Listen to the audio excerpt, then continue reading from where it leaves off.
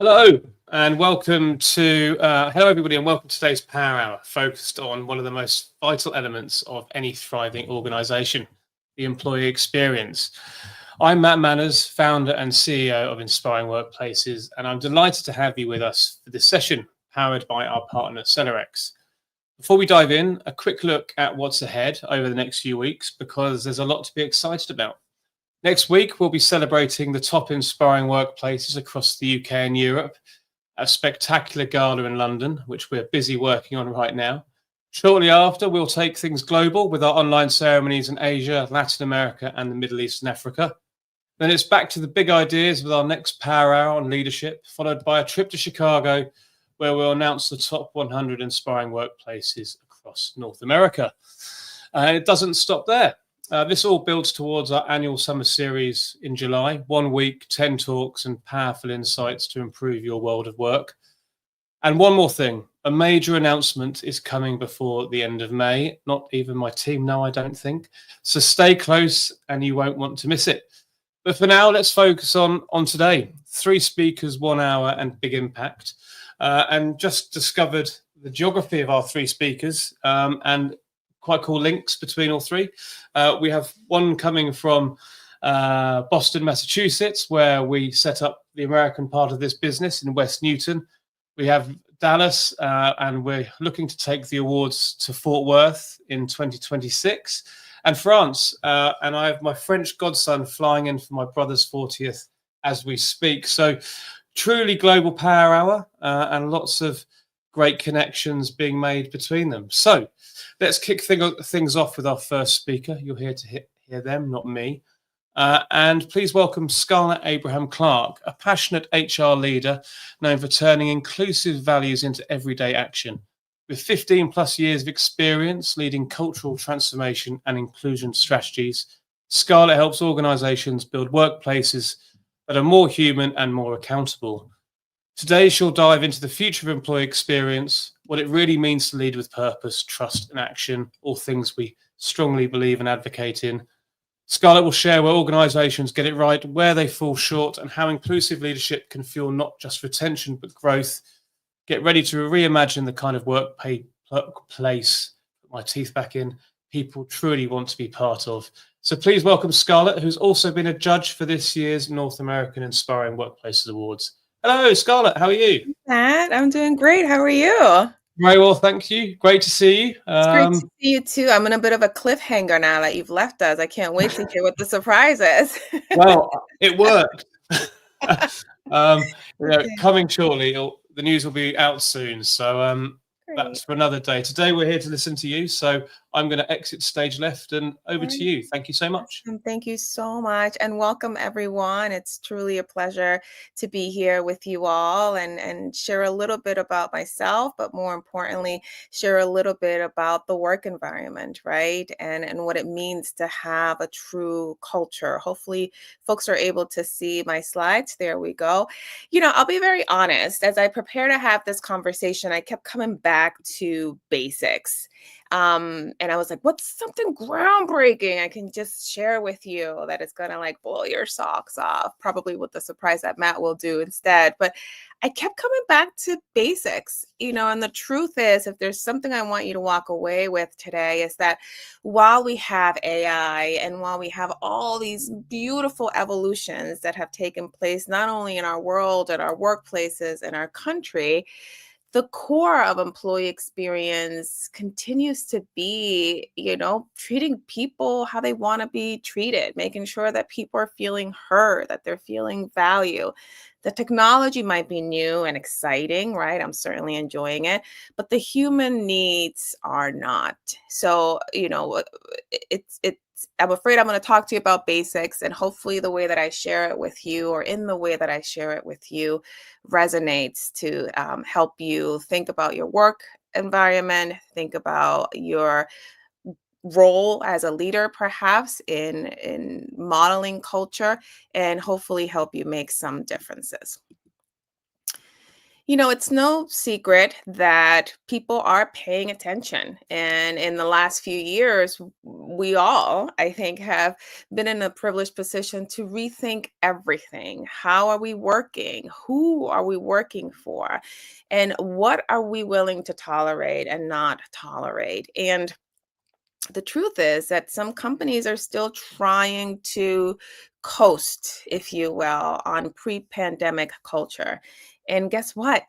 People are noticing that. That's the spoiler alert. And one of the things that strikes me very much that a very wise mentor said to me once is that culture is not your mission statement. It's not what you write. It really is how people feel on their worst day. Now, if you think about that company that you worked for, that hopefully you're still working for, that just was the greatest, even on the worst day, you felt like, damn it, I still love working here. That's what true culture is. So we're at a bit of a crossroads, right? Like people are being very choosy about where they want to be and have real reasons for doing that. So, why employee experience? Again, some of this you may know, and hopefully it'll be a nice reminder. And for some of you, it may have some aha moments, but it's really a strategic lever, it's a strategic advantage. And it's not just HR's job. Employee experience isn't just about feeling good or having initiatives that are feel good initiative. It really directly impacts retention, it impacts performance, and most of all, it impacts reputation. It's a strategic asset at the end of the day. People stay for culture and not for compensation. I have met many colleagues. I have had my own experiences as well, where compensation certainly gets you through the door, and we all need it. We all need to be paid. But guess what? It's not something that keeps us. It's something that perhaps may keep us for a while, but not in the long term if the culture isn't living up to your values and aligns with who you are. And the stakes have changed. Again, post-pandemic, people are reevaluating what are they expecting from work. It's if you're not actively shaping the experience, then you're falling a little bit behind. And we've all hopefully have seen countless of data that shows that when we invest in our employee experience, we're going to see higher productivity, lower turnover, and guess what? Better customer satisfaction. At the end of the day, we're all working for a business, right? And we need to meet the goals and the business needs. That should be our gold star. But there's an ROI in the fact that we're investing in employee experience. And it isn't just emotional, there's a direct financial impact to this. Employee experience shapes every moment. You think about when you are interviewing, and even when you're sending that first resume in and you're getting that initial response from that recruiter, all the way to the exit interview, every interaction is a chance that we all have to build or break trust, which I feel is at the core of employee experience. So, what is it really? What are we talking about? Again, it's not just the perks, and the perks are great. I love them, but it's really the heartbeat of the culture. It influences trust, engagement, how long people stay happy and not stay and quit, which is a huge issue. And most importantly, performance. It's the sum of all interactions, and it's built on systems, it's built on moments. Again, it's how people feel on their worst day. I mean, that resonates so much with me. And it's also a shared responsibility, which I think it's important to spend some time on. I think for so long, inevitably, HR is looked at as the responsible party for culture. Some organizations may hire people like me to be their leader of culture. And all of that is great because we need frameworks, we need alignments, we need guidance. But the reality is that this is a shared responsibility. And if you ask me, there are people in the organization that probably own it more than others. If you think about your CEOs, if you think about your chief of operation officers, those are so visible, those individuals that are so visible. We want to make sure that they're walking the talk, and that, they're walking the walk and they're talking the talk. And we want to make sure that they're modeling exactly what they want for their culture, and what are those behaviors that we each need to bring in to bring that culture to life.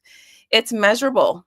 It should be measurable so we can track exactly how people are feeling. We can design it, we can improve it, just like the customer experience. I once worked at an organization and I thought, gosh, if we could just spend this much time on employee experience as we do calculating the customer experience, we wouldn't be having any issues, any setback, any pitfalls. We would be, exactly where we need to be. So if if companies can treat this as a business and as a business strategy, then I think it would make things a lot more easier for everyone.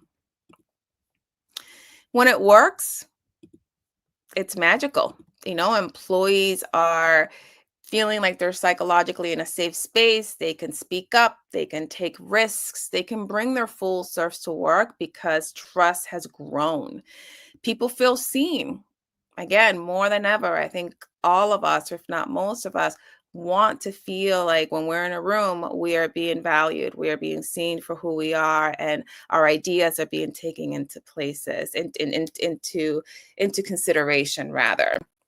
Culture should match promises. So if we are told, hey, this is going to happen, we need to be following through. So when people are engaged and supported, they don't just stay, they thrive. So there's again that performance impact that all of this has. Retention becomes a natural outcome. People just stay. And when it breaks, feedback is ignored. So we know a lot of companies spend tons of resources on employee experience surveys, for example. And employees pour their hearts out, if you're lucky, and shared with you exactly what they're feeling. But if we don't follow through on that, if we flat out ignore it, or at least there's the perception that we do, then it really just erodes any trust that we have built at that point. You'll have people quiet quitting and loud leaving, which is huge. Again, you think about those individuals that are just staying there, but they're not necessarily happy and they're very loud about the reasons for why they're not happy. And we know how that can erode other parts of the business and can be very risky for an organization.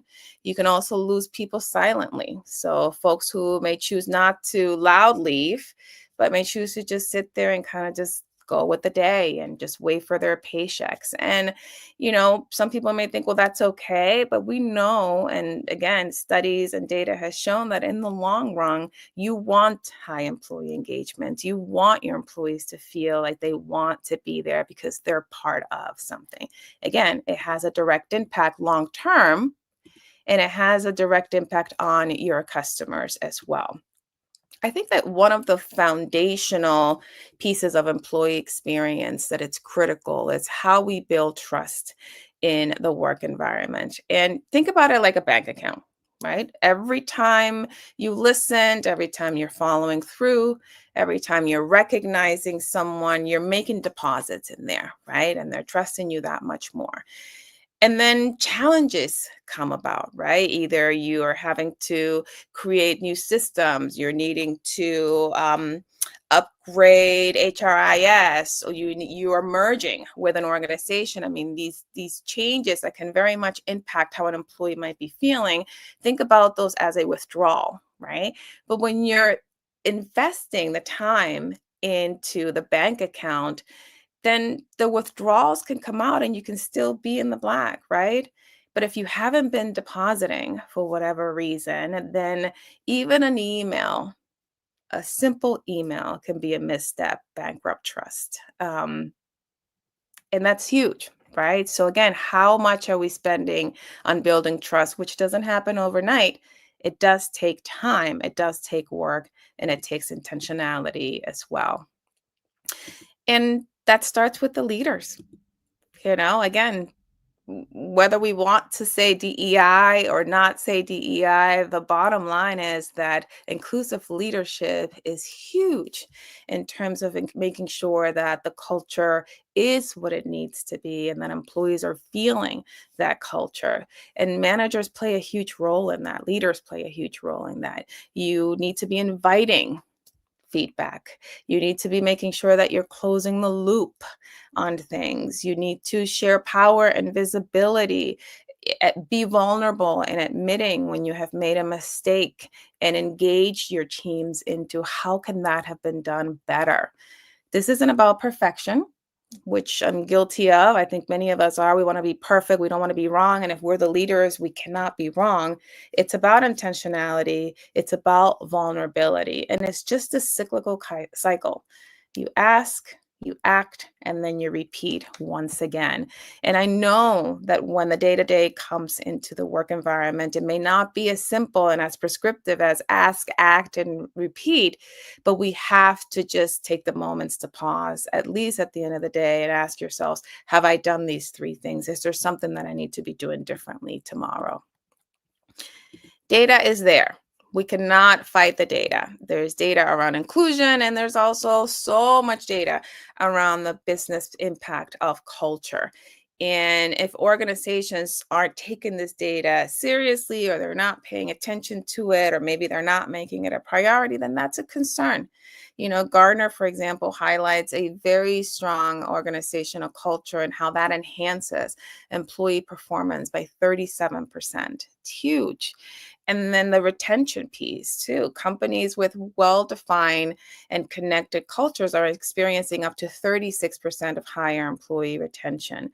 And not to mention the impact that it has, again, on the business. At the end of the day, yes, there's emotion there because we're talking about humans, but there's a financial impact to it as well.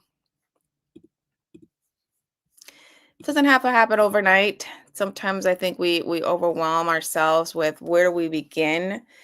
It's as simple as just starting to think today. What can I be doing differently? What can we be doing beyond our mission statement, or to live our mission statements? Do our employees have clarity around how they need to be showing up? What are those behaviors that they need to be modeling in order to bring that mission to life? And for yourselves as leaders, for those of you who are leaders, audit the moments that matter. And when I talk about that, I mean about taking a deliberate look at key touch points in the employee journey. I've once had an experience where from the moment I spoke to the first recruiter all the way to the time that I was hired was just a beautiful dance. It just happened so fluidly, and not because there were not mistakes made or things that paused the process in any way, but my interactions with this particular group was such that I couldn't wait to join the organization. So these are moments that disproportionately could impact trust, could impact engagement, could impact retention as well. So again, it doesn't happen overnight, but I challenge those of you on the call today to think about, what is one thing that I can start doing tomorrow that I can name, commit, and follow through on in order to start revolutionarying what our culture might look like? That's it. Thank you so much. I'm open to any questions that folks might have. Thank you so much, Scarlett. We're going to, when all our 3 storytellers are finished, but I think I just love how you produced and presented some really compelling, simple philosophies eloquently. Are just fundamental to employee experience, and we wholeheartedly agree with trust. Every interaction is the opportunity to build or break trust. Love that. So looking forward to digging into that a bit more at the end. So for now, thank you so much. You're welcome. Thank you. So to our next storyteller, Joe Fernandez, Chief Strategy Officer at Selerix, and also founder of TBX. With nearly 4 decades in employee benefits and insurance, Joe brings deep expertise and holds respected industry designations, including Chartered Life Underwriter and Registered Health Underwriter. Today, Joe will explore how benefits can do more than just support. They can unite. As today's workforce grows more diverse, he'll show us how to design benefits and meet evolving needs from gig workers to long-term planners. His insights will help you align benefits with your culture, goals, and people's real lives. This session is about going beyond checklists and towards benefits that drive inclusion, empowerment, and lasting impact. So without further ado, please welcome Joe. Hi, Joe. How are you? Doing great. Wonderful. Glad to be here. Great to have you. I'm going to do one and leave you to do it. Wonderful. I want to go ahead and set my presentation here, and thank you everybody for taking the time and having a little discussion. Looking forward to presenting here and also having a nice discussion here at towards the latter part of the presentation here. But benefits. That's definitely a topic that's always in the minds of HR professionals and benefit professionals and employers to make it part and parcel of creating an environment that helps employees be happy, productive, and like to remain and be retained into the workforce. We know that benefits is an important part of an overall strategy, but too many employers tend to look at benefits just simply as an extension of compensation. And we all know that benefits is more than just compensation. Benefits presents us an opportunity for employers to let their employees know how they care about them, how they care about their lives, and how they care about their goals and protection for their financial future.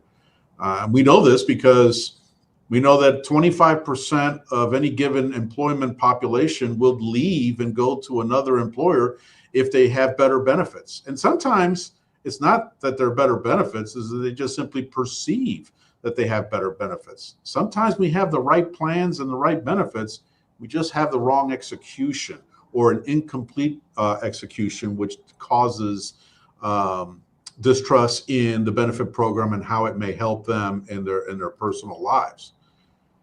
So we believe that paying attention to benefits and more specifically going beyond just the financial goals of what the benefits are provide in order to meet budgets, we believe that the benefit and benefit designs need to be purpose-driven. It needs to be helpful to the employees. There's no point in having a benefit that doesn't really help some of your employees or some of the employee demographics within the organization. So that leads to benefits that need to be flexible. They need to be personalized. They need to be able for an employee to not only understand where benefits can help, but how they can make adjustments or package benefits specifically for their needs. And we need to go beyond benchmarking. Too many times employers just look at what other peer companies in a particular industry may be doing for benefits. Or sometimes we look at just generational data. But we need to go beyond those concepts because it's really about benefits and how it affects someone individually. So, two things that we generally do in providing benefits that sometimes lead to a misalignment of the benefit program. One is that we just use generalization of our demographics. We just say, well, we got a lot of young individuals in our company, therefore they need benefits that are less expensive or can fit certain budgets, or the opposite of that. So we look at our own corporate demographics and don't really go into details about information or use tools that help get a better, deeper understanding of the particular needs. We like to call that life stages. You can have people in different generations, but they can be in completely different life stages. And the life stages that they're in are more indicative of the types of benefits and plan designs that help their particular situation. So, for example, individuals that have young children versus individuals that have grown children, completely different scenario and completely different needs. And you have individuals that may not have dependents or may not have children, completely different needs. And sometimes they can be of the same generation, but those particular components is the next step to be able to provide a benefit package that's engaging, that's personalized, and that has a much greater increase in value for your employees. The other thing that we do that tends to create a mismatch or a misguided connection of the employee benefits packages, then we do a poor job of communicating. Many employers just do the same old thing year after year, which is interesting because when 40% of your HR budget is your benefit program, doing the same old thing in the same old way and expecting a different results is certainly not something that creates a high value benefit package. So we need to look at how we communicate this. We need to look at how employees, which are also consumers, are given an experience, a journey of how their benefits work and how to select their benefits. This goes into many different tools that can be used, but it's most important that it's an environment that's self-paced. You have different employees that know, some know more about benefits than others, some may know less about particular features and product sets and packaging.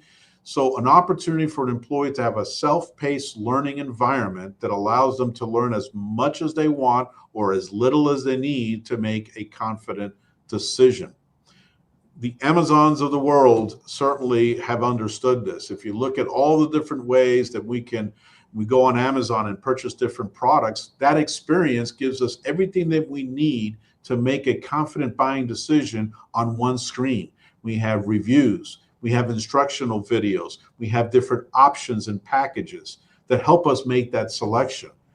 Too often, employee benefits are distributed in a different way than that. It's not a consumer-like experience. It's not a self-paced learning. It's here's a book, learn about it. Here's a meeting to listen to people drone on the details of benefits that can be very confusing, and then not make that decision that's really most appropriate for them and create a disengaged employee benefit experience.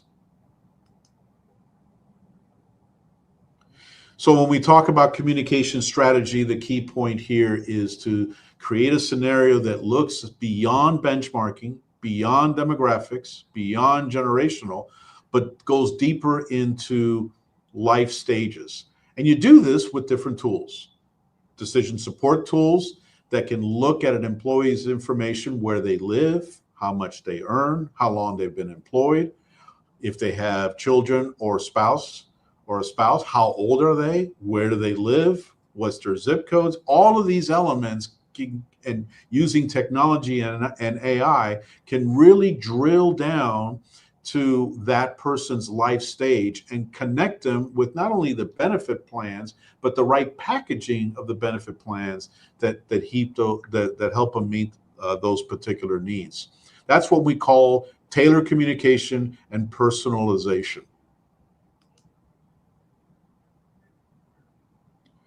So how do we evaluate this? Well, first of all, communication needs to happen not just during an open enrollment period, but really needs to be year-round. We need to also have the tools available to us to see how the communication material is working. What's the level of engagement? What percentage of the population actually are viewing and reading the materials that are provided to them?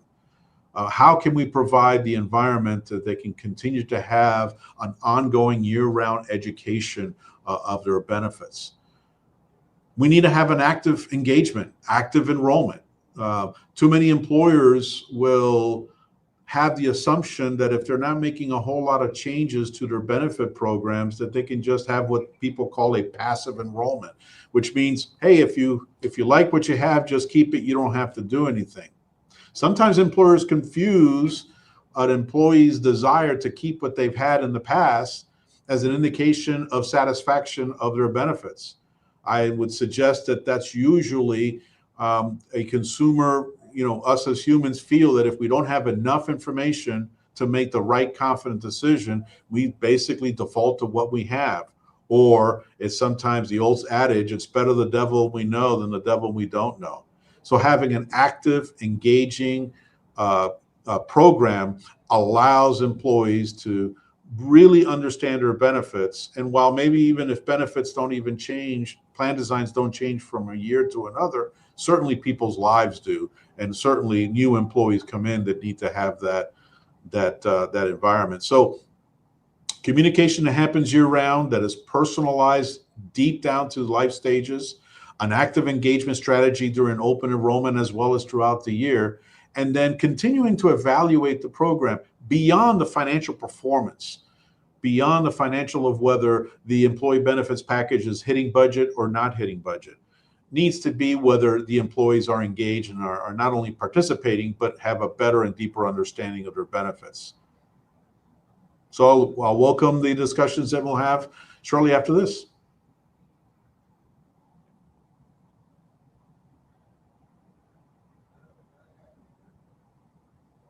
Thank you so much, Joe.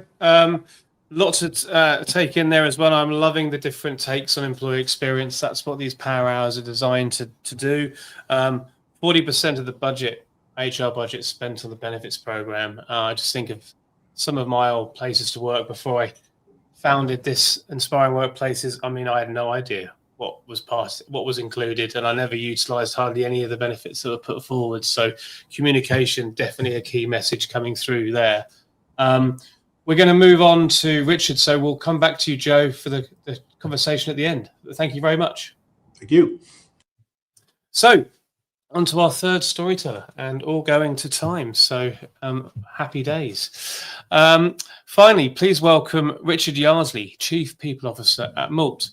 With a career spanning roles in HR, comms and recruitment across brands like AbbVie and Disneyland Paris, Richard combines global perspective with real-world people leadership.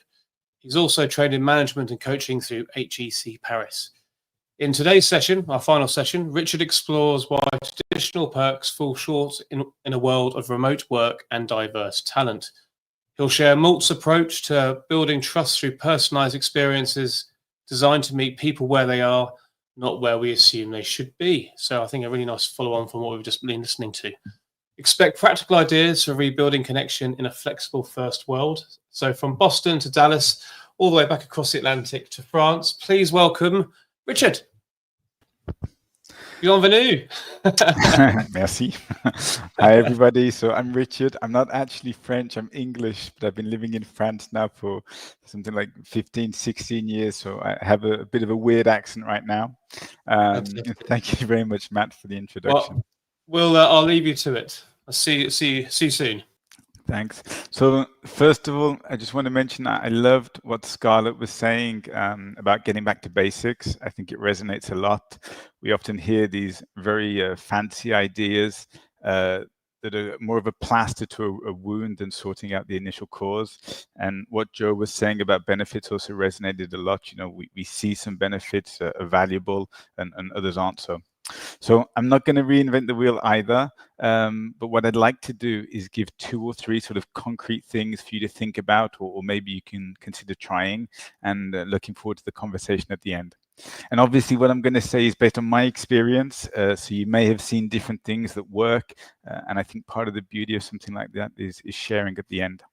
So very quickly, my most recent experience, I joined a company called Malt about 8 years ago when we were 35 employees in one country, and we've grown to about 600 in 9 countries, mainly across Western Europe. And through our business, we get to work with a community of 700,000 freelancers and 70,000 clients. So obviously growing and being part of such a big community has given me quite some interesting insights, specifically on trust. And that's what I'm going to focus on today. So before going further, let me ask you just to do one thing, please. Can I ask you to think about like the person you appreciated working with the most? You know, who was that person? Maybe it was a colleague, maybe it was a manager, maybe it was an employee. And just really think about that person and have them in your mind. Hoping you've got one. Now, I'm willing to bet whoever you're imagining, one of the reasons you appreciate that person is because you trust them. And what I think is interesting about that notion of trust is how we build trust at work. For many people, it's changed over the past few years, not by choice, but changing how we build trust is something that we've been forced to do. So previously, trust, I think, was built essentially through proximity and time. You know, the physical presence, the daily face-to-face interactions, just the casual hallway conversations, the in-person meetings. And leaders could manage teams often just by walking around. That created a kind of organic sense of accessibility, accountability. But obviously today, I think most companies are more and more international, and most companies are operating in either hybrid or remote environments. And obviously post-COVID, that's been a huge acceleration. So we can't build that trust just by walking around. The only way to build it, I'm convinced, is to do it through really intentional communications. Leaders have to show they're transparent, and they do that by documenting decisions and processes and communicating on them. They have to show that they're available in the virtual channels or whatever you're using to communicate, whether it's email, Slack, Teams, whatever. And they have to intentionally build the relationships with people who aren't sitting in the same room, because we know it's too easy to have a favorite who happens to be nearby, who it's easy to grab a coffee with. But it's not just managers, employees have to build that trust as well. And they do it. There's a lot of literature on it. And the one I love the most, and if you don't know it, I encourage you to go look at it, is it's called the trust equation. It basically talks about someone's trustworthiness is based on how credible someone is. When they say something, is it true? If I tell you the average salary for this type of role in this market is X, am I right, or am I getting it wrong half the time? It's about being reliable. When we say we're going to deliver something by 10 o'clock in the morning on Friday, are we getting it 10 o'clock in the morning on Friday, or are we constantly missing deadlines and not achieving what we committed to? And of course, there is that intimacy part. You need to feel good sharing information with people without being worried they're going to use it against you somehow. So that credibility, reliability, and intimacy, you want really high scores.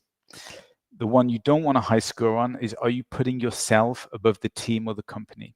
Because that's going to detract all the good work you're doing if people think deep down, he's only telling me this because there's something in it for him, or Richard only wants to work on this project because he thinks it'll make him look shiny afterwards.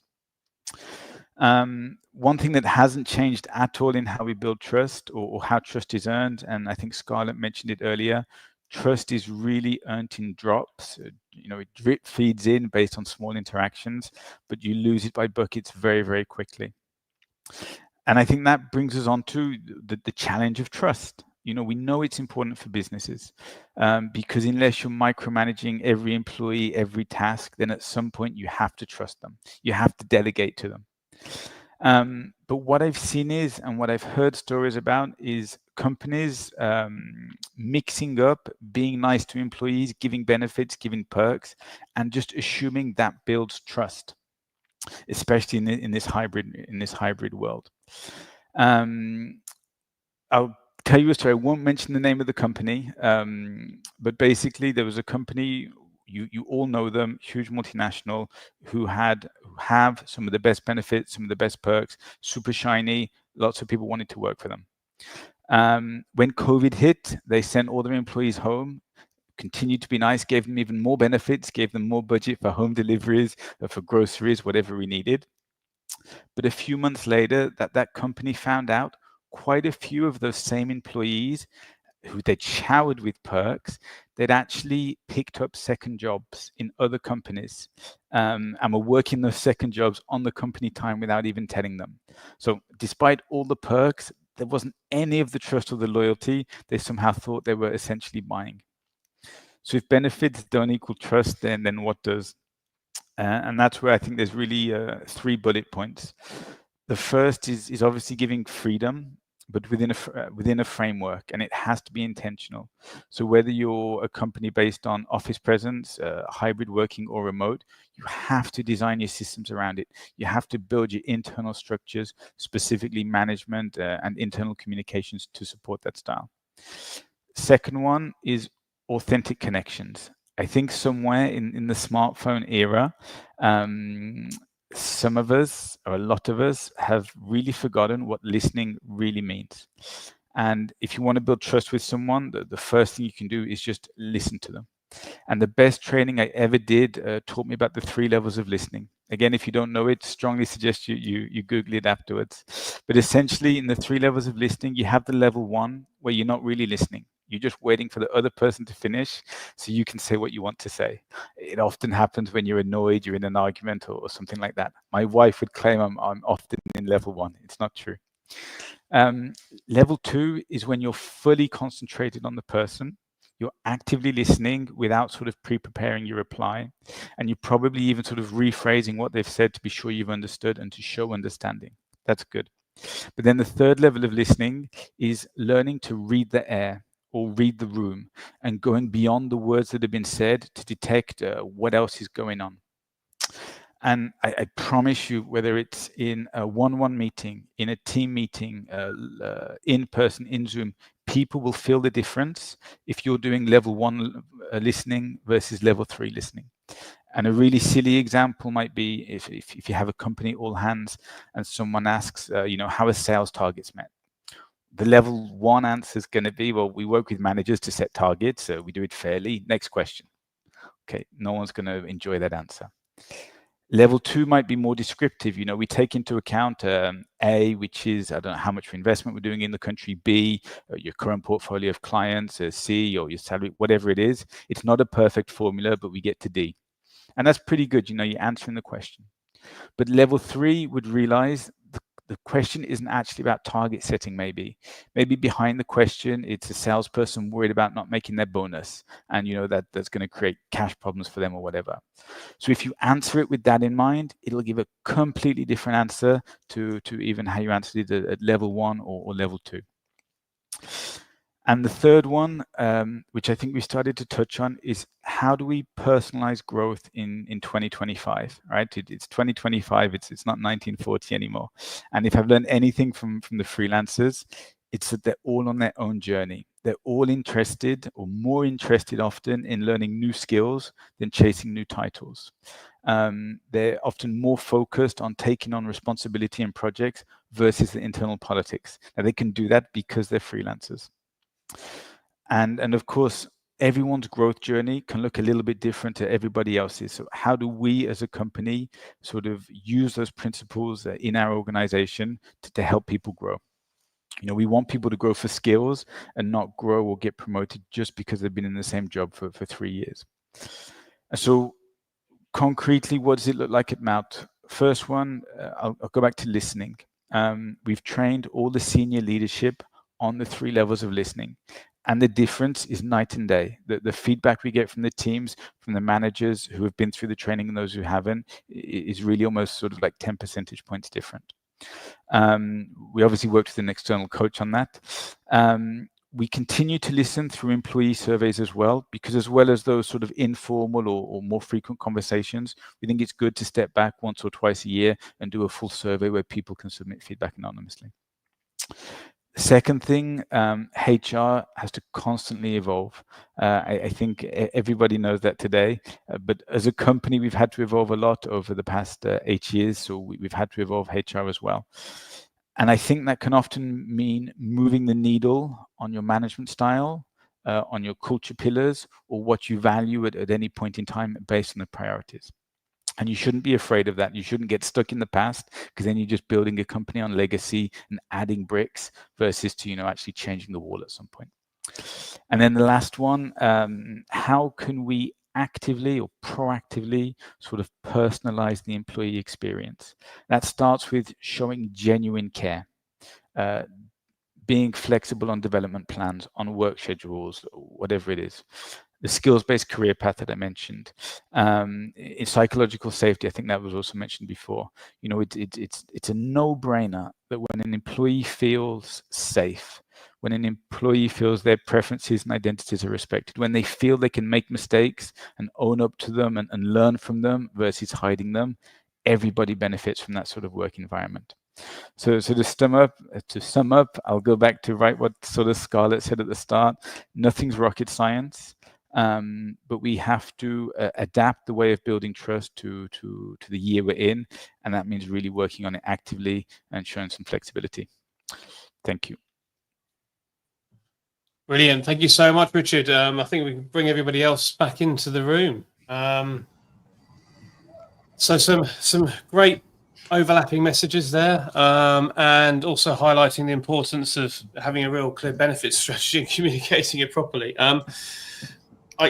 One of the things that came through for me was obviously trust was mentioned a lot, and I heard a great saying probably a lot longer ago than I care to imagine, but trust is built through conversations, and what we were talking about by many people there was good active listening is a huge part of having a good conversation and communicating at the other end of it. And Scarlett then referenced at the start that if one way to listen is having a survey, but if you don't close the loop and show that you've listened and communicate what you're going to do and what you're good at and what you need to improve, then it can actually damage the trust. So loved everything that was said. Want to throw one quick question out there, and then we'll see where the conversation goes.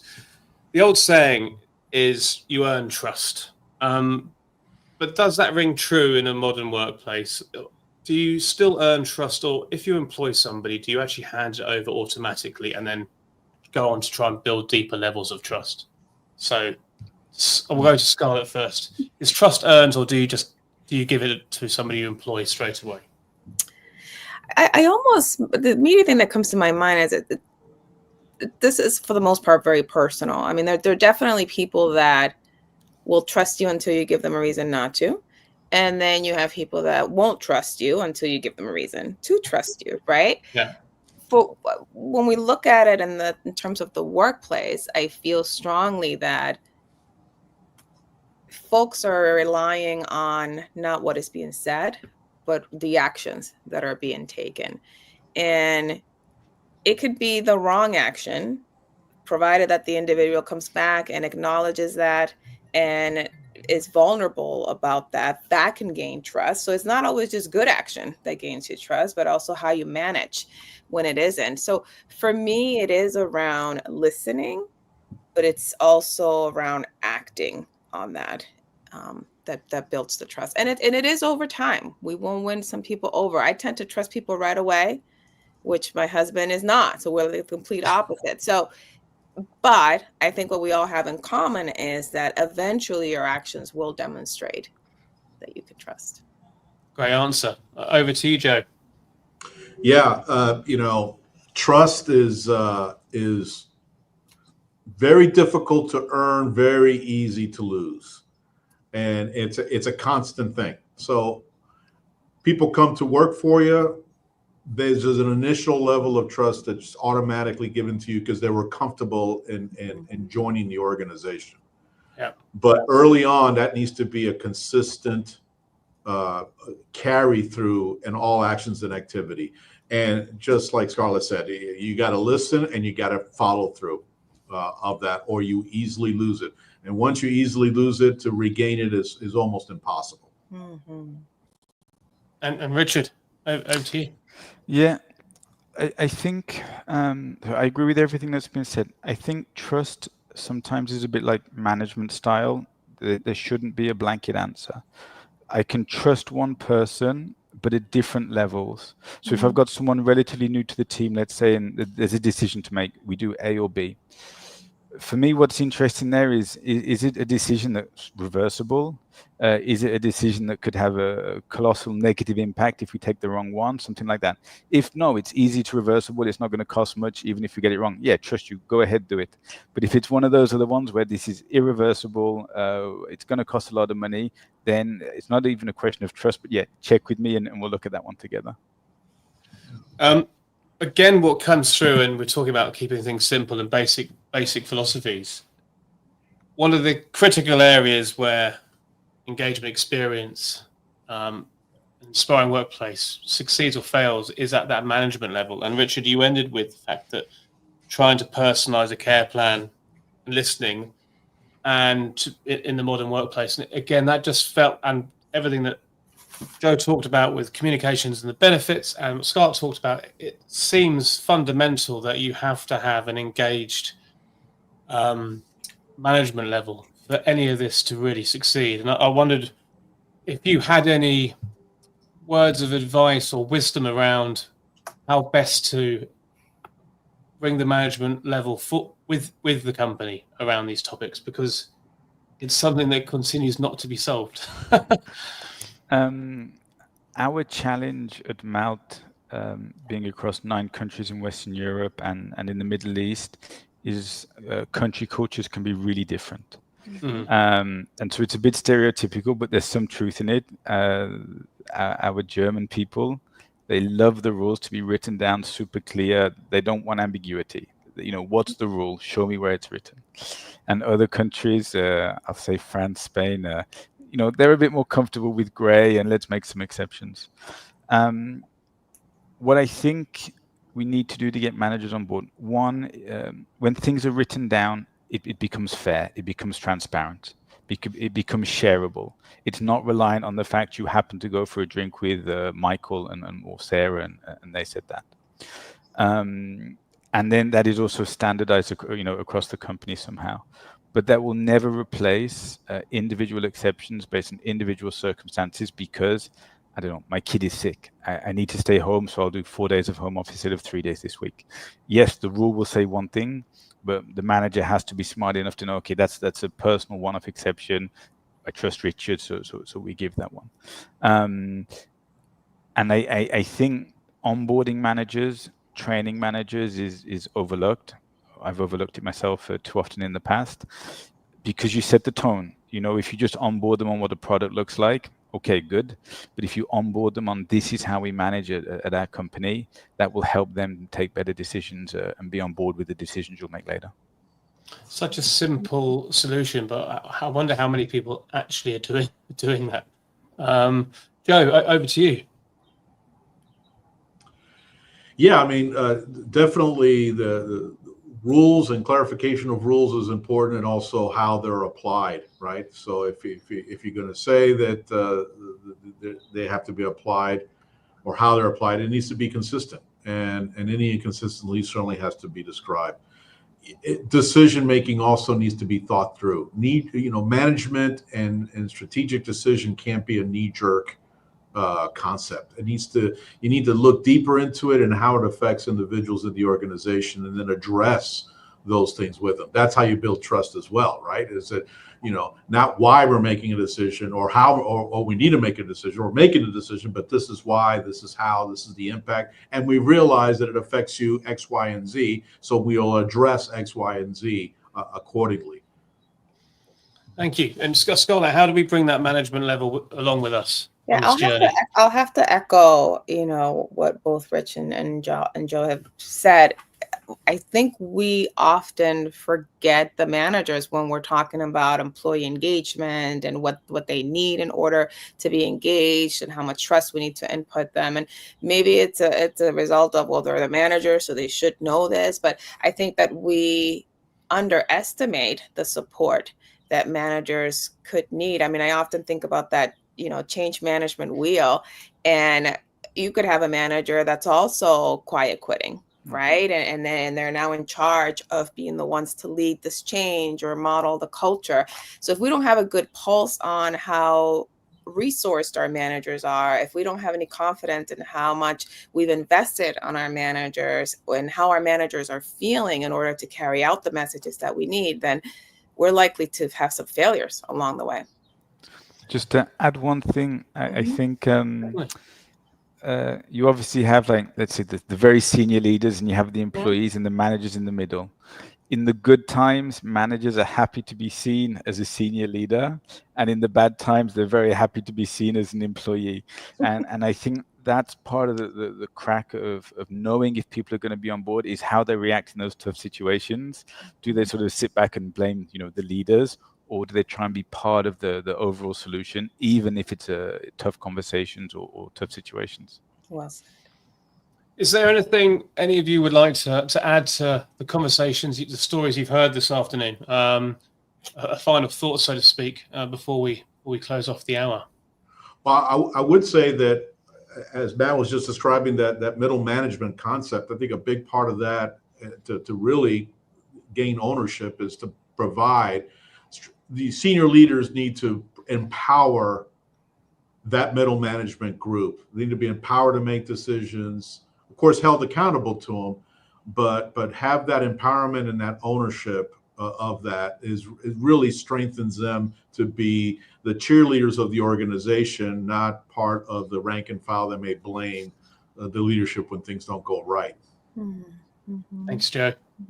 Scarlett, Richard, anything you'd like to I would add a couple of things. I would add, I encourage that we really look at all of this through the lens of just being human-centric around it.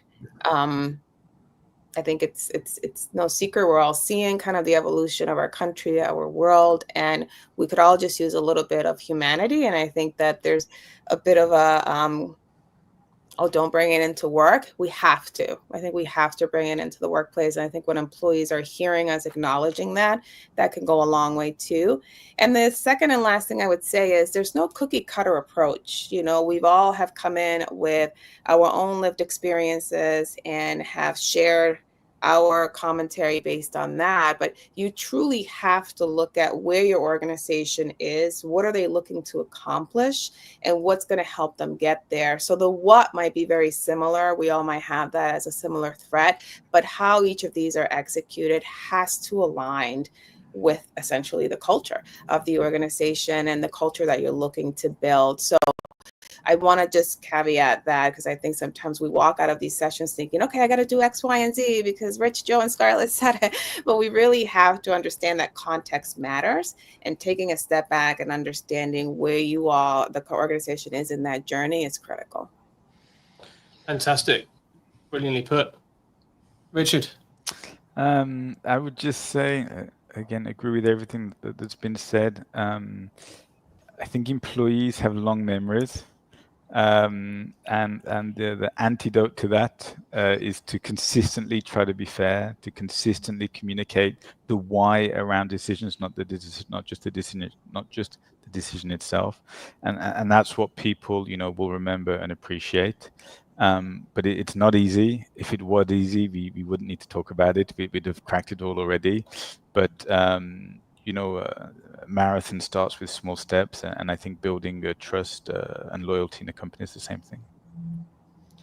Thank you so much. I mean, I'm just writing my speech for next week in London, and then to be taken around the world. And one of the elements referencing you Scarlett, was talking about human principles and humanity, but curiosity, which I've spoken about at length before. But curiosity in the world we're living in now, like, leave it at home, don't bring it into the office. That's almost impossible. It's, we can't leave things at home. So being curious and not just dismissing people out of hand, and being curious as to understand why people might think that way, and to be inquisitive, it can be a superpower. So I really appreciate all three of you and the time you've given and the expertise and the advice you provided to our audience today. We'll be sharing this on demand as well, and we'll be putting it onto the website, and we'll make sure we share it with you ahead of time too. So just want to make sure if there was a comment just coming in. There you go, from Gregory even. Thanks, Scarlett, Joe, and Richard. Enjoyed the conversation. Thanks to Matt and Inspiring Workplaces for curating this Power Hour. Ours is the easy part. You did all the hard work. So yeah, thank you so much. I will say goodbye to you now and finish off. So if Marta, if we can let Richard, Joe, and Scarlett leave, that'd be fantastic. Thank you. I think almost going to sound like Jerry Springer now, but it was very much was not Jerry Springer. Having listened to all three amazing talks around the employee experience and very much centering on trust, and hard to ignore the world we are living in, no matter where you are in the world right now. I think the sentiment that came through as I was listening was, in a world of constant change, one thing we can do to create continuity is how we treat our people and the experiences we try to deliver them. And that really shone through from our three amazing experts today. So thank you so much to them. Thank you to you for listening. There is some big news coming outside of all the different announcements over the next 6 weeks.